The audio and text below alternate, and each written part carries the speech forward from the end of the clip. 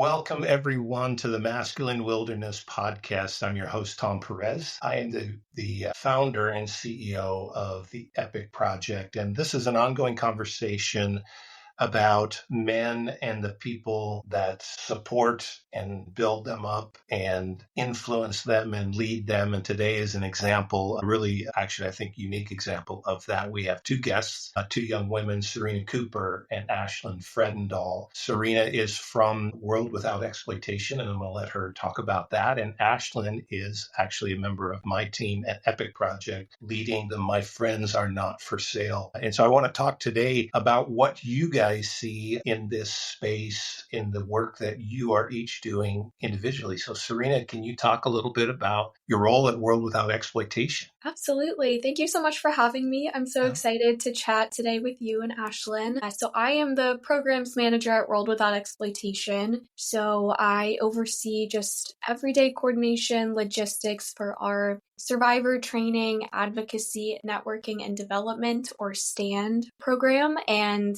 our youth coalition program, which is a national youth-led coalition fighting narratives that are toxic, as we'll probably get into, around objectification. We talk a lot about sex trafficking, the demand for sex trafficking, and really strive to educate other young people on this topic and fill that gap. So yeah, I'm so excited to be with you all. I'm glad you're here. Ashlynn, how about you? Tell us a little bit about the work you're focusing on right now. Yeah, of course. Thank you for having me here. I'm excited to talk with you, Sarina, and to see you again, Tom. But I'm the program manager for My Friends Are Not for Sale. I focus more on the middle school and high school age group, and we focus on peer-to-peer awareness. So empowering, educating, and equipping students with tools and resources regarding grooming, exploitation, building healthy relationships, online grooming, and just really emphasizing the point of making students aware, because when you're aware, you're able to recognize it and take action against it. That's great. Well, I want to dive into the nitty-gritty of this work that each of you are doing. We'll do that in a second, but I'd also like to know, just at the start here, what, from a personal level, what drew you into this kind of work? You're bright, gifted young women leaders. I think you could have gone in 100 different directions, but what was it for each of you that just that drew you in? I think when I was in my senior year of high school is when we started My Friends Are Not for Sale. And I was introduced to it at the end of my junior year. I was a part of the student club at my high school, and we were going on one of our trips for the competition, and you came along with us, Tom, and you were wearing your My Friends Are Not for Sale jacket. It had all those words on the back, and then I saw your other Epic branding. So that was the initial draw in. But I think I've always been passionate on the topic, social justice in general. I've always had a passion for, and just helping other people and learning more about the program and what you guys were doing was really intriguing and really interesting. And I love the sound of My Friends Are Not for Sale, because it just started out as apparel for awareness, on your guys' hats and t-shirts and water bottles. And me and your wife, who was my teacher at the time, she was the one, my teacher for that club and everything. Her and I think brainstormed together, and we're we could really, I think, do something with this, because that club we were in, it's about project development, community development, and all these sorts of things. And we really thought we could use this and bring it into the school and make an impact in the school. It sounds silly, but it started kind of with these pins, our club, and at the national competition, all the states come together and there's a pin for each state. And we're from Washington State, so we had the Washington pins. And I'm normally a super shy, reserved person, especially when I was in high school more. And when we did these pin trading competitions, and if you could just imagine over 10,000 students in one conference area, and they're just trading back and forth, making trades, and it's really fun, and it's really intense over just something as fun and small as a pin. And so we combined those two ideas together, and it started with a pin that said My Friends Are Not for Sale with a QR code. We were talking about we need to get this on in the schools, on backpacks, kids can scan the QR codes. And that was the initial spark and idea and passion for the project. And as it grew, I think what really kept me to it and made me want to keep doing this was when just doing more research about the topic, and you guys showed me the life story and their video series and the survivors sharing their experiences of being trafficked in the systems of our society. And it was Babette and her quote when she said, I was talking to my daughter and she asked me, Mom, in school, we talk about drugs, drinking and driving. Why are we not talking about trafficking? And so that's just really, I think, what fueled the fire and just kept the flame going. What was it? I can remember exactly how in that video that Bobette responded to her daughter. What was this statement It that was, she made? I think she said, well, you better get on it. Yeah. So yeah. This is Ashlynn getting on it, and she's exactly. That's awesome. That's awesome. Sarina, how about you?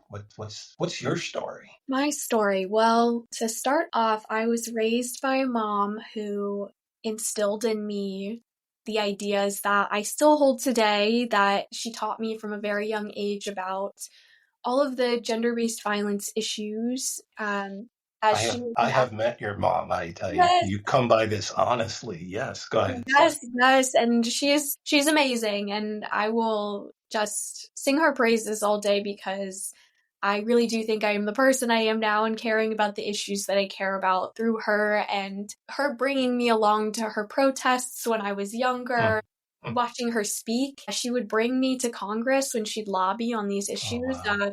But in my own right, I developed an interest in sustainability and the intersection of sustainability and social justice. And in my undergraduate career, I interned at the Department of State in their Office of Women's Issues, actually on a project focused on the impacts of climate change on women specifically and how disproportionately impacted. And an aspect of that I ended up finding a lot in these reports that I'd create for them was trafficking, sex trafficking, women being more vulnerable to that. And so post-grad, I kind of brought my knowledge from childhood growing up, learning about all of that through my family, but then also, having that sparked by this intersection that I wasn't expecting in college. And that was where I ended up hearing about the World Without Exploitation Youth Coalition and that they were hiring for Maria's position. So I went to their youth summit before I had even applied or anything. And it was a transformational experience because I think that they are addressing these issues. We are now addressing these issues in a way that a lot of folks are wanting and craving. There's really a lack of discussion around, the ways that demand impacts this issue. And that was something I really admired about the Youth Coalition, that they were, talking directly about men who buy sex and why this is an issue instead of placing the entire focus on, women who are being arrested, right? That's a huge issue. But, at some point, we really need to tackle the demand that's starting it in the first place, addressing the root to prevent these women from being exploited in the first place. So that is where I came to join World Without Exploitation. And I've learned so much just in the few years that I've been here. That's awesome. Can you say just a little bit more about you said sustainability and exploitation, or sustainability and injustice? I think I understand those two concepts side by side, but I want to make sure, can you share a little bit more about what exactly that means when you're applying this idea of sustainability to justice-related issues? Absolutely. We see around the world that the most marginalized people are impacted by climate change the most, that the people with the least amount of resources, the least amount of spending ability, financial freedom, are the ones who aren't going to be able to leave when a natural disaster hits, are going to be faced with less choices as to how they make money or how they support their families. And in a lot of cases, women are the ones who are in charge of the household. They're expected to stay home, take care of their families, but also provide for them. We see in a lot of places that there's this migration of men outside as resource stress is happening. They're leaving to go to the cities. They're not facing the same kind of gender restrictions that these women are. The women have less freedom to be able to move. Obviously, it depends on the area of the world, but we're even seeing it in the United States, along the Gulf Coast. Some of the most marginalized communities are the ones who are facing the very direct impacts of climate change. And that's kind of where sex trafficking and exploitation come in, because, when women don't have any other choice and are often put into situations where they're vulnerable, if they are migrating as well, to being exploited along that path.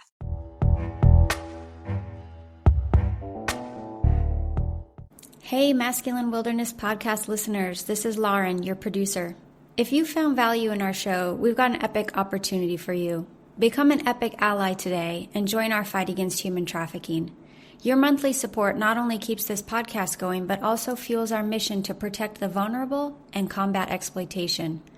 For less than one coffee a week, you can make a real difference. Head on over to epicproject.org and choose an amount that works for you. Even $13 a month can change lives.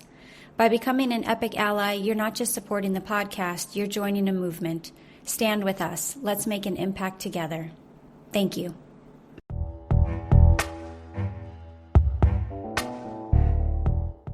What is the day-to-day focus of your work now? We've hinted a little bit, but Ashlynn, why don't you start? Like what is it that you're concentrating on in terms of mobilizing high school and middle school students? Tell us about that. Yeah, so the main focus of my day-to-day for My Friends Are Not For Sale is working directly with students and collaborating with schools. That's the main focus. So after my senior year, once we started My Friends Are Not For Sale, it started through the club I was already in, kind of as like a club campaign that we were doing. And then after I graduated and I got hired on by Epic, the main focus became, okay, this was really awesome what we did at Heritage. Now how do we replicate this in other high schools?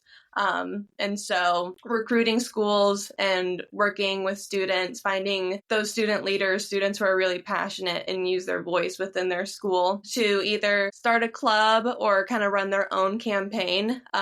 Some schools and students have the capability more than others to run and maintain a club versus like a student running a campaign. So it can look a little different school to school, but the main focus is just working directly with students, communicating with them and getting them trained and teaching them how to lead the way in their school and run their own version of My Friends Are Not For Sale. So yeah, talking with them directly, meeting with them, holding trainings for them individually or for their classes or for their clubs, helping them plan like events or creating materials and posters or doing presentations on top of students, also working with the schools and the staff in the schools and also helping them getting their students trained. We've had a few school staff come to us saying, I know about this issue. I know it's happening in our school district, in our schools, but I've hit a wall with resources. I don't know what to do. I don't know how to talk about this issue with students. And as a teacher, you are in a really hard position because you want your students to know about this and you want them to be safe.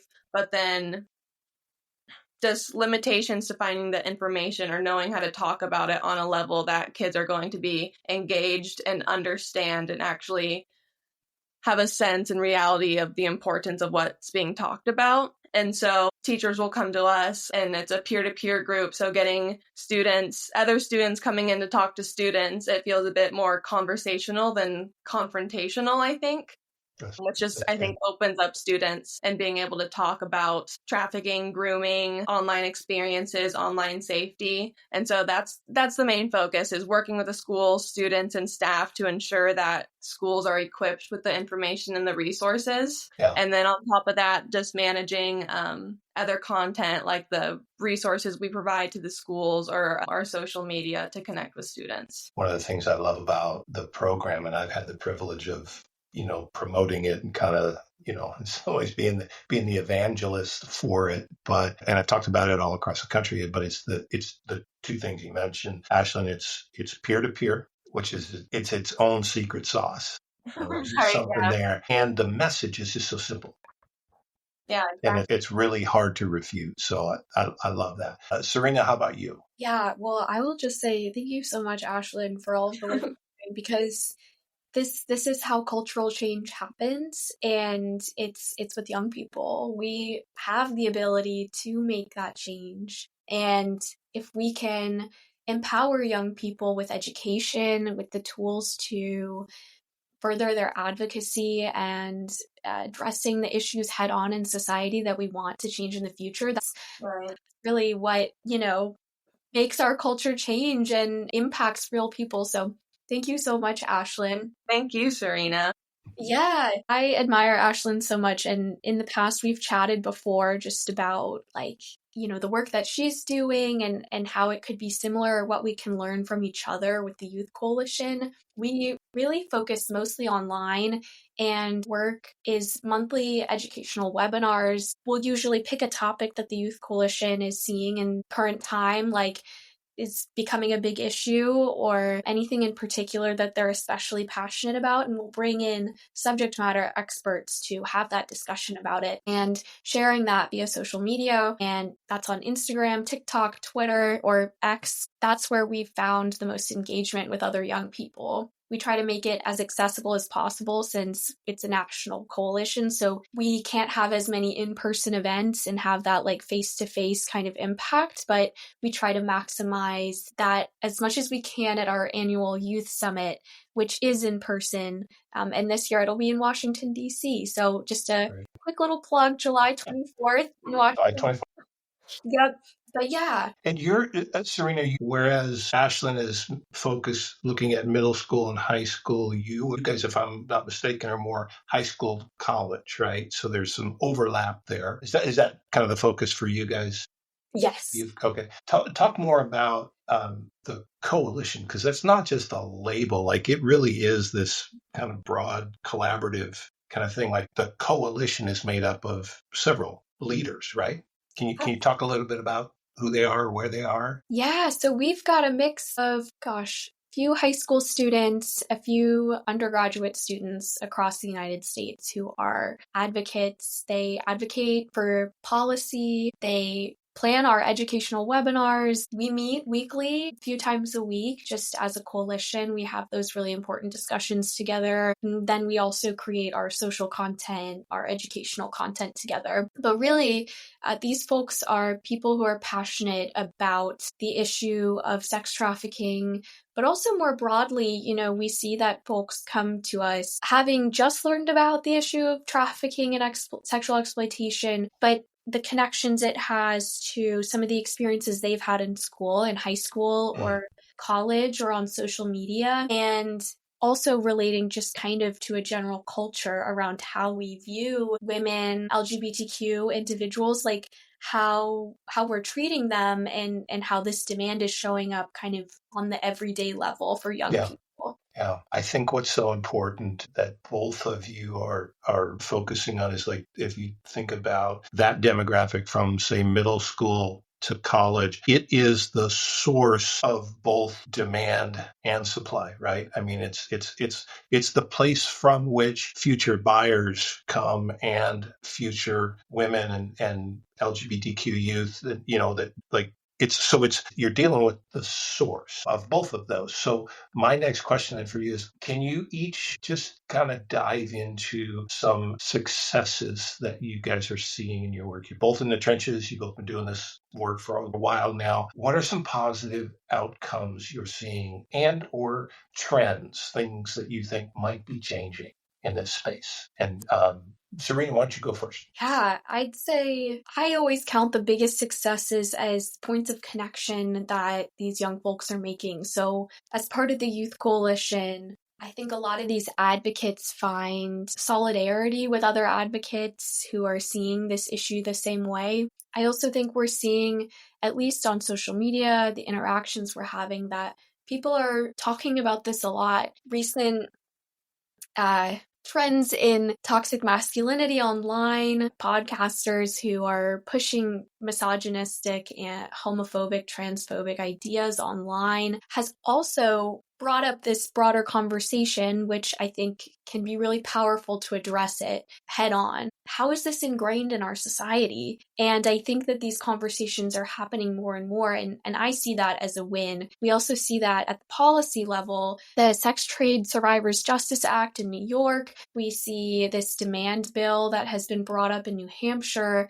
This really is being tackled head on, and I think that's really due to those young people willing to address the information that's being fed to them online and questioning it and talking about it critically. So if I'm tracking with what you're saying, then at the policy level, because that's a big chunk of what World Without Exploitation does, are you saying, I'm going to set you up here a little bit, but are you saying that politicians are listening to the voices of young people? I'd like to think so. I can't give, very specific evidence, but I do think that there is more conversation about what young people are talking about online, what they're seeing online. And I think that has forced a lot of politicians to look critically at what is going on. And I think that's been a very recent conversation, only within the past couple years. Yeah. First, we always face politicians not listening to the voices of young people. See that most of the time, but I do think recently there's been a real push and concern over that online space for young folks. Yeah, and I would think anybody with half a brain would recognize that it's like I said earlier, it's like this is the place from which future buyers and future people that are bought are coming from. So why wouldn't we listen? Why wouldn't we listen to them? Ashlynn, talk about that from what you're seeing. And I think it's really cool that we have, a lot of what you're doing, Sarina, is I would just say digitally mediated. You're doing it remotely, kind of across board. And Ashlynn, you are boots on the ground. Yeah. The local activism, what are some successes that you're seeing at that level? Yeah, I think the first success that we encountered when we first started the program, I love what you said, Sarina, about those points of connection and interaction, those human moments being just open and honest and real. We had Robin Miller, guest lived experience expert, come into our high school and talk to our ASB. It was one of the first things we did in the high school. And after that meeting, she shared some of her story, and we just talked about trafficking and grooming awareness. And there was 3 girls in that room, and there was probably only about 30 to 40 students in that room that day, but 3 girls came up to Robin afterwards and expressed their concerns of this happening to them or have happened to them or to a friend. And that was just, I think, super eye-opening. And there's been a few moments like that since then. And I think those are our successes, realizing that this is actually, it is making a difference, and getting this information out is helping people and helping young people realize that this is happening to them, or this has happened to them or to one of their friends that they know. And recently at a local high school, and it was actually the high school that I went to and where My Friends Are Not For Sale started, there was, I think it was earlier this week or last week, but very recent. I think it was very recent. I think it was Monday. Yeah.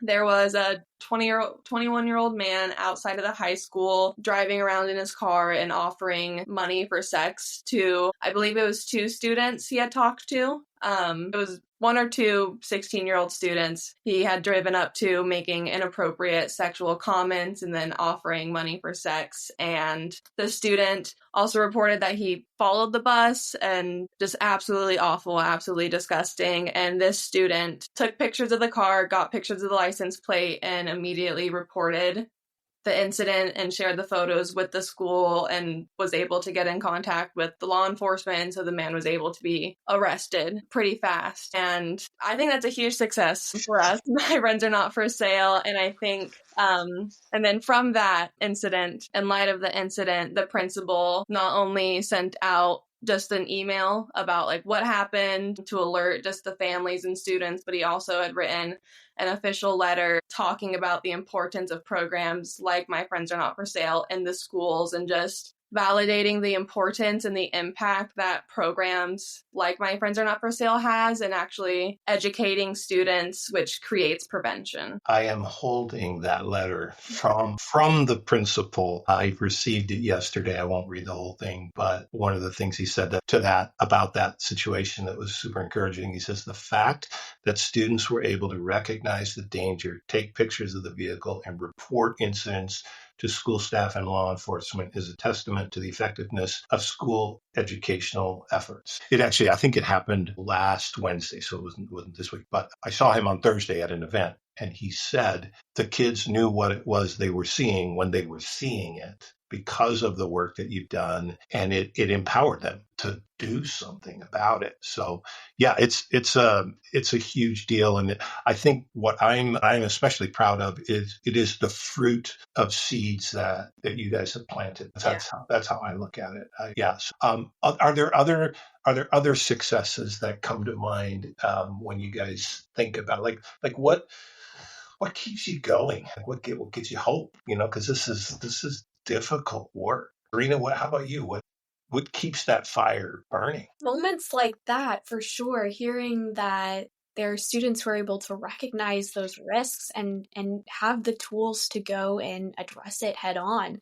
I think, I'll just quickly add that really impacts me to hear, because I think about a lot of the young folks who are seeing the normalization of, young teenage girls being exploited online. We see OnlyFans blowing up, and it brings up a lot of questions about what is this doing for young people who are looking at this and thinking that this is normal or that this is not harmful, that they don't know the risks. And so it really does keep me going to think about Ashlynn's program and how it's had that direct impact, or hearing stories from advocates or survivors who say, this is what helped me. This person saying that what had happened to me, like validating my experience, or, recognizing that I was in harm's way. Like that, it just takes one person to be able to completely change a person's life and prevent them from being exploited. I think that's what's powerful. I'm struck by an irony listening to both of you talk that, you guys are, the term is digital natives. You've grown up in a, highly digital culture, and all of this is, is second nature to you. And yet what each of you do, you use those tools very naturally, but where I think you see the power and the influences in that direct human connection, and that's just that's just not lost on me. And it's encouraging to me, as the old guy in this conversation, to see that connecting with people is still a thing. It's still a powerful thing. So I really appreciate that and want to call that out. Now, I also want to talk about something. This is secretly why I wanted to have both of you in this conversation. I want to talk about guys. I want to talk about men and their role, or their lack of a role in this work and in this issue. As I was thinking about it, I'm going to pose the question this way. The impression I get is that the whole world of young men is chasing after guys like Andrew Tate and the message that they're sending. So my question for you, and either of you can riff on it however you want, but is this an accurate statement from where you sit, or do you see other more positive trends and examples of healthy young men in the context of the work that you're doing? So am I crazy? Am I Is that happening, or is everybody chasing after guys like Andrew Tate? I hope not. No, but I definitely think I just hate thinking of Andrew Tate. Can you talk, you don't have to go into anything personal or anything like that, but can you talk about why that's such that, and he's a avatar for a whole bunch of, really unhealthy things, but why is there such a strong reaction to you as a young woman to that idea? Because, what it makes me think of the most, it's just the culture that he creates and the attitudes that he creates about how men view women. And it just makes me think about, it was in my senior year of high school, there was this one guy in my class, and I would, on a weekly basis, we would argue about Andrew Tate because he would praise him, put him on a pedestal, talk about, and it wasn't always directly his misogynistic ideas, but like it was like his Hustlers University, like, no, he's a really smart intellectual man, like he knows what he's doing, and it just blew my mind, the pedestal and the praise that he receives. And I think I remember one time, like the whole class had kind of got involved a little bit. The whole class kind of got off conversation that day, but I remember saying, like, it's so frustrating as a young woman to walk around this school and to see my peers around me and to think that they would think of me like that or to see me like that in such a degraded, low, disgusting, like, to be submissive, to be demanded at, like, it's hard to find even the words now. It just blew my mind that people could listen to him and think, like, hear those ideas and be okay with that. And be okay with still supporting him. And I think what was frustrating is I think like some people don't realize that like this guy in the class, he'd be like, well, I don't agree with everything he says, but he's still supporting him. And you're still supporting a person that supports these ideas and you're helping him, give him a platform to voice these ideas. And I don't know if that answered the question. I kind of got a little off topic, but it's just... No, it's a visceral reaction to the name. How about you, Sarina? Because I see a similar look on your face. Absolutely. I think that there's a lot of components and parts of this as any system creates over time. As you've definitely talked about many times, young men feel really lost growing up. We talk a lot about the systemic issues that women face, that LGBTQ individuals, trans people like face every day. These young men who are very vulnerable to peer pressure, are feeling insecure, unsure of themselves, as any young people feel as they're growing up, are now younger and younger being able to access pretty radical, antagonistic, misogynistic, racist, the list goes on, content in just a click. And so it is so easy for a young man to hear, just at face value that men are doing something wrong, men are doing bad things. They're going to inherently feel defensive, right? Because as people, as humans, we don't like to think we're bad people. At least most of us hopefully don't want to think about that or think of ourselves that way. And so when they're seeing these videos that are telling them, no, you're not bad, they're bad.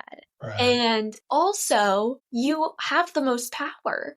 And that's gotta be just like, I can't even imagine being told, no, this entire time, this was all entitled to you. And it always has been. But it's been taken away now, right? Yeah. Absolutely. And I don't think a lot of young men realize, because they haven't lived the experience of anyone else, how society is perpetuating these really, really harmful things. And I think when we talk about specifically sexual exploitation, we could go into sexual violence specifically or broadly too. We're talking about a huge disconnect in how we raise young boys. And young boys are gaining access to online pornography around average age 13. They are hearing the ways that young boys joke about and objectify young women, and it's normalized. We've accepted it in our media and our culture. And while there's a big movement to push against that, it's so accessible online. It's hard for young boys not to be exposed to that and not go down this rabbit hole of, you know what? I am entitled to sex. And you know what? Like, I do want this. So I'm just going to go with it. And if my guy friends say something about it, yeah, I get it. I'm just like them. Like, I want this too. And so, that's a long-winded way of talking. I think, the only thing I would add to that is I think guys like Andrew Tate and the messages that they perpetuate is I think in some ways he is the symptom, not the root cause of the disease, if you want to play that metaphor out, or really more like he's the fruit of seeds that were planted, I would argue, centuries ago. I think this is all kind of, it's just being accelerated and perpetuated digitally, which is a huge, huge problem there. So, if if that is the cultural current that we're fighting against, let's maybe frame it that way. Have you guys met young men that are fighting against that current, and can you talk about them? Or if you haven't, I mean, be honest, yeah. I'd say we've met a few in the Youth Coalition. So a huge misconception we often run against, people get shocked, like, oh, there are young men who are fighting sexual exploitation? No way. But they're out there, and they, they care about this deeply because they've also been harmed. We talk with young men sometimes who joined our advocacy because they were exposed to some of this kind of misogynistic content or ideas as a young person, and it harmed them, and it harmed their relationships with others. It harmed their lives. And so they're also not only advocating for those who are most impacted, the people who are marginalized, but also advocating for other young men like themselves who feel really lost and don't know that this is harming them. That's where I've seen it. I think also, this is always tough, but I think it takes sometimes work from the voices of people who are experiencing the direct impact, and for those young men to hear them and to be able to empathize or sympathize to some extent, for them to open up their eyes and say, okay, now I get it. Like, I care about this now. I don't want to be part of that harm anymore. Yeah. That's really good. It feels that they're few and far between, but when you encounter them, they are pretty substantial human beings. Ashlynn, how about you? What have you encountered any of these mythical male figures, we'll call them?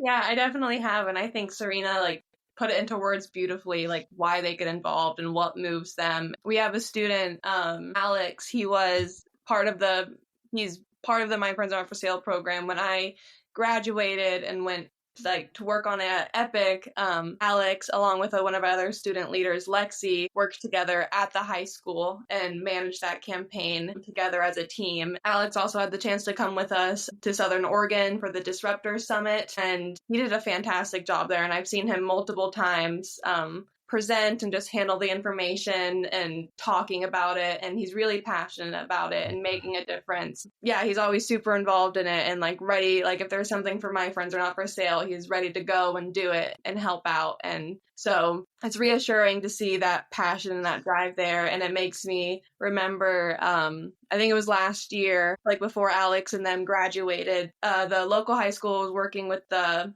local middle school, and they had done a few meetings, and then the middle schoolers had planned with the high schoolers to do kind of a bigger safety meeting, open it up to the whole school, and invite the whole school to come during the lunch times. Not the whole school, just the 8th grade, to be more specific, the whole 8th grade.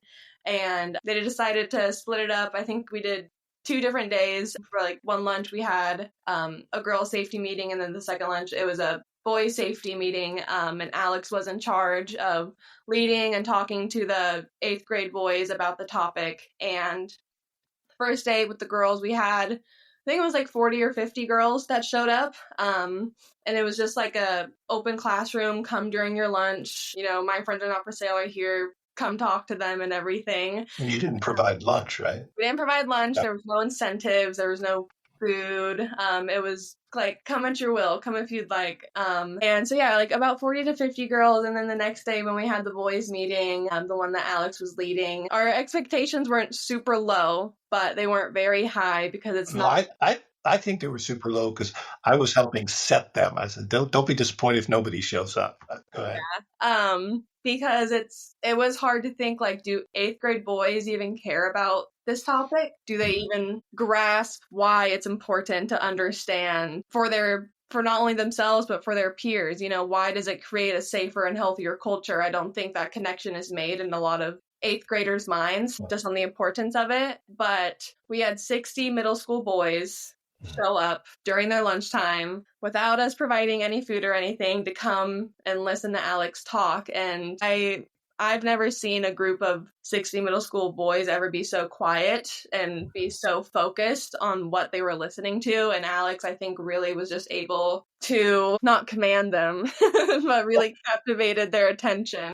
I would say he did. I was, I've worked with students most of my adult life and career, and I was in the back of the room listening to Alex talk. He really did. Like he held court Yeah. with those boys. And what I remember is just this mic drop moment where he's talking about objectification. He goes, I know it's normal. I know this is the way everybody thinks it's supposed to be. But he goes, just because it's normal doesn't mean it's right. And I'm like, I wanted to storm the castle with the guy, right? I want to get behind him and go, yeah, let's go. But you're right. Those boys, if I had said the same thing, there would have been yawns and distracted looks all across the room. But to have someone like Alex, yeah, it was. I think it really showed, that peer-to-peer connection and conversation, and getting young men involved in the movement to uplift other young men. Yep. Yeah. It's just funny because this comes back around to what we talked about earlier.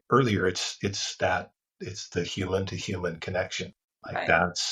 That's such an underrated and yet super powerful element in this work, regardless of what population we're working with. I wanted to, let me just shift just a little bit here. I'm asking selfishly for myself, but also I think there's a lot of older folks that care about this work, that care about the issues. You know many of them yourselves. Can you give us your insight on helpful ways older people, the old people, but helpful ways that older people in this work can come alongside people like you that are, really just shoulder to shoulder with this population that like I said earlier, that is the source of the buyer and the bought.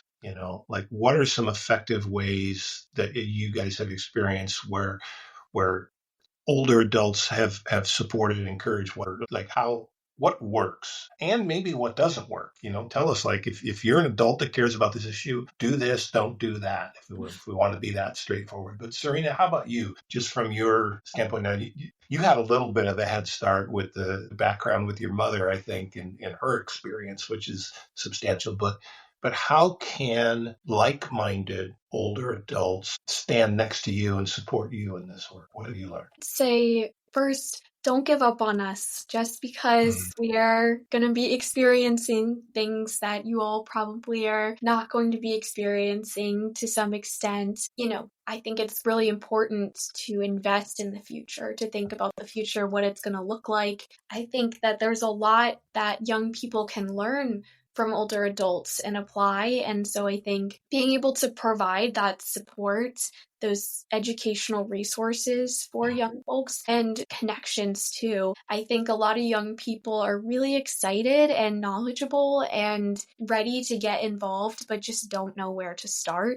And that's where older adults can come in and kind of provide that guidance of, well, this is how I got started, and I don't maybe know as much about social media or any of those aspects, but I can help you with this piece or get you to the right person. I think that makes a huge difference. Is there one person in your experience so far that has kind of been the mentor to you in this work? You've met some pretty amazing people, I know that, but is there one person that comes to mind? Gosh, yeah, there's so many in our movement, and I think we're lucky. We have a nice network of passionate people who've been in the movement for a long time who are so excited about young people getting involved. Just off the top of my head, I think at World Without Exploitation, Lauren and Rachel are really great examples of folks who have invested so much into our youth coalition. They've really given us the freedom to create the coalition for young people, and they come to us and ask, what do you need? And what do you think resonates the most with young people? And we will support you in that way. So kind of listening to young people too, and helping us kind of build those movements with the knowledge we have as well. That's Lauren Hirsch and Rachel Foster, right? Absolutely, yeah. Yeah. We haven't had Rachel on. We've had Lauren on the podcast previously, and she's a force of nature and a fierce friend, I would say. all those things are equally true of her. That's great. Ashlynn, how about you? What's been your experience? How can older people that aren't in high school or college support you, support people like you that are doing this work? I was thinking a little bit about it while Sarina was answering, and I think she did a great job, like just the be patient, be understanding, and then I would also add like be open to the information and the the learning how it has changed over time. Like, trafficking and exploitation is not the same as it was 30, 40 years ago with technology rising. Or 10 years ago even. 10 years ago even, yeah. With technology and how that happens now. So much thoughts. But yeah, being open and understanding to new information and how things happen. I think it's really easy to once you know something and you believe it, and if you think that for a really long time, it's hard to be open to new information sometimes. I think, being open to learning again and learning about it and accepting that I don't know a lot of, I may not know a lot about this, but I want to learn because, what the youth are doing are trying to, create a movement to change the culture, but culture still involves everyone, young, old, whatever. Yeah. We're all a part of this culture. And so being a part of that culture shift and, taking in that new information, learning the myths and reality, like the kidnapping and realizing it's calculated grooming, learning about those kind of myths and the idea of what can't happen here in my nice little suburban neighborhood. I live in a cutesy little area. It can't happen here, but it happens everywhere, those sort of misconceptions and being open to, being wrong sometimes and just... That's a scary thing for old people. I'll attest to that. I think it's scary for everyone. And then, just being a part of that culture movement because, the youth are the ones that I think are the most excited and eager and up and running to move the culture and shift the culture, but it takes everyone and it takes a collective action and realizing every day the choices and the actions that you take have an impact and that feeds into the culture and just looking for the little ways that you can make the difference, whether it's the type of language you use or the type of information you're sharing on social media or the type of music you listen to even and who you're influencers or celebrities that you're supporting and realizing, taking a step back to think about just those little choices. Yeah. That's really well said. Being open to learning. I'm not joking at all. I think that's a really frightening thing for people that, that are older. When you get older, you lose physical flexibility. I think you also, if you're not careful, lose curiosity, which is what you need in order to learn new things. You have to be able to go, I hadn't thought of that before. That's a really good question, really good idea. So that's super, super insightful. All right. I want to give you as my guest the last word here and ask you, this has to have nothing whatsoever to do with this issue of sexual exploitation and trafficking and all of those cultural things. But what is the thing right now for you in this season of life that you do that is life-giving? Like self-care? You can call it that. Yeah. It's a great question. I think I'll start with community outside of work. It's always huge. Having friends who can expand your interests, expand your knowledge in other ways, being able, again, power of human connection, having those friends you can see in person after work and catch up on your days. I think, spending time outside, also a really big one we talk about a lot. Yeah. For me, it's, I think, a lot of creative, artistic expression. That's where I feel like I can usually unwind from the hard topics after a long day. Being able to paint or craft in some way and create something that's uniquely my own and claiming it as my own. And it's freeing. So I understand why, someone becomes an artist. I'm like, this is amazing. Beauty is a powerful thing. Yeah, that's so good. That's so good. Is that one of your paintings I see in the corner of the screen behind your head there? Yes, it is. My boyfriend and I actually did that. We did this date night where we each add an element to the painting, but we can't say what we're adding. We can't talk during it. It was fun. That's awesome. That's great. That's great. Ashlynn, how about you? What's life giving for you? Yeah, very similar to you, Sarina, like spending time with loved ones and the people that I care about, and just trying to like find the good words, like the best words to put into it. I don't want to sound lazy, but just taking a minute to just relax and kick back. Sometimes I really enjoyed like cooking and baking, so like that creative element Sarina was talking about, but then I get to eat it. And yeah, I feel like just doing, things like art or cooking or even just like watching like a really good movie or like your favorite TV show, and just gives you a chance to zone out for a second and just kind of take that time for yourself, because that's what fuels you to keep putting in that passion and that energy into the other aspects of your life. And then also just during those moments of relaxation, just trying to practice gratitude, and having gratitude for the moment you're in, and gratitude for being able to take the time to relax and doing something that you enjoy to fuel not just your energy, but like, your mind, body, heart, and soul, like the whole work. So, yeah. That's great. That's great. Sarina, Ashlynn, you are each formidable leaders and wise beyond your years, and I'm grateful that we get to be in this work together. So thank you for this conversation. Thank you, Tom. Thank you so much for having us and for chatting.